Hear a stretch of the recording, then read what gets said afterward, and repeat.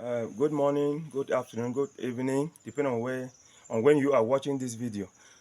We want to welcome you to the channel of National Development Foundation in DEF, an organization based here in Bamenda. So today we'll be having a short lesson on plantain multiplication. It's still a continuation. As we explained last time, how to harvest plantains for multiplication. We also explained how to place the combs into the greenhouse to multiply. The issue of plantain multiplication is helping to boost the number of planting materials to farmers, because if you want to have planting materials, it's not easy to have the quantity and the quality that you want. So we explain how you can rapidly multiply in order to increase the volume, that's the quantity, and the quality. And as we explained, you also have to look at the sucker. From the sucker, you will know the bunch. You will know the bunch. You are multiplying what you need. So we are going to continue with the process into the greenhouse and see how plantains are continuously worked upon for them to give us the number of plantlets that we need. Yeah, so this is one of the bunches. This one we call French giant. So when you are multiplying, this is just a review. You have to know what variety of plantain are you multiplying. This one is French giant. As we explained last time, before you dig your soil, you have to see the bunch. You know what you are multiplying. Then you look under.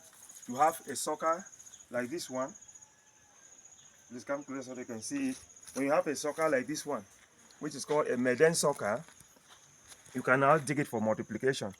So this is the type that we dug last time. We placed them in the greenhouse, which we are going to work upon, and for it to give us more planting materials.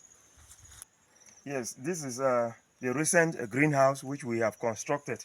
You have combs inside. Those combs, we call them explants. And when we put them inside, they are called explants. I see them, they are inside. They are recent ones. They are inside. These ones were put inside last week. Okay, so we'll move now to the other greenhouse. This is one of the first greenhouses that we constructed this season.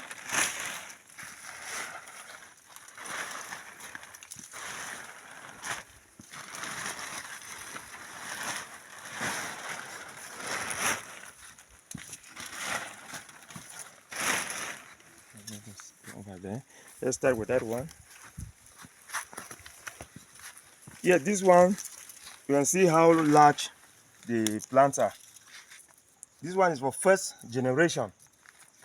By first generation, we mean that we are activating for the first time. See, when you put it, the first shoot that come out, we have to work upon, have to reactivate it for it to give us more. Let me bring a knife and reactivate and we'll see.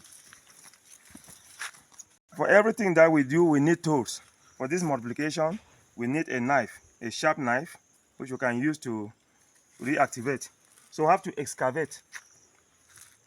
We have to dig out the sawdust so that we actually see the base. If you can look very well, you can see the base. In this direction, see how white it is. You can see the base. If you don't get the base and you want to reactivate from above, for instance, if you cut here,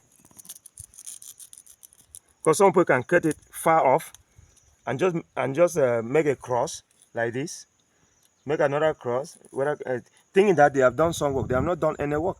So you have the essence is that you have to dig down.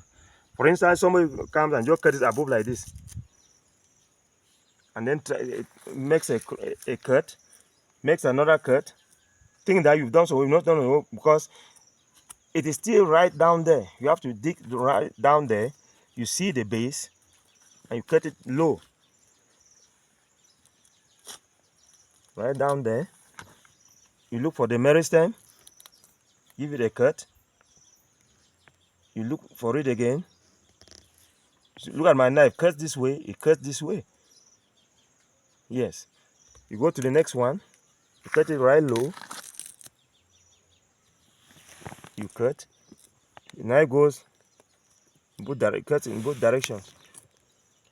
In some cases, some people want to remove the explant and actually work upon it outside before placing it back.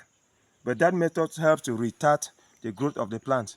So it is easier and better to work for it this way when it is still in the greenhouse. so you don't tamper with the root network. So this one is first generation. Let me take you to the other greenhouse to see what is happening after the first generation. Let's go to the next greenhouse. You see, as the work progresses, if you look here into this greenhouse, you actually see how tiny the plantlets are. Many of them are sprouting. This is the second and the third generation of reactivation. See how, come closer so that they see. Look at the number of plantlets which are coming out. They are sprouting. This one all is from one comb, one explant.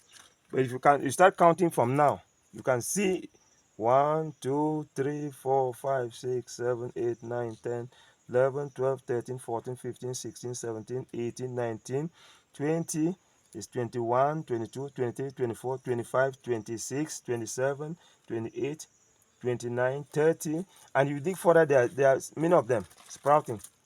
So for this one explant, our target is to have a minimum of 50.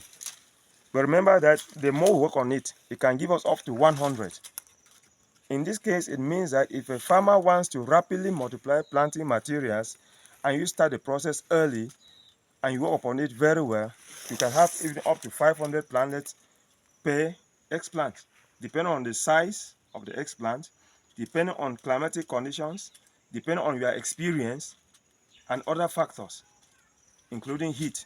Because if you are working and you don't have the experience, it may not also work. It sounds so magical to you that how can one have such number of plantlets per sucker or per explant or per comb.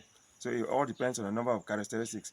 So in our next video, we are also going to see how the process is continuing, when we must have gone through the third stage of reactivation or third generation. We will always be in touch with you. In case you are new to our channel and our content makes sense to you, please subscribe to our channel. Don't only subscribe, like our videos, share them. Let others also benefit from the knowledge that technology has provided for farmers to overcome a lot of challenges. Thank you very much and bye.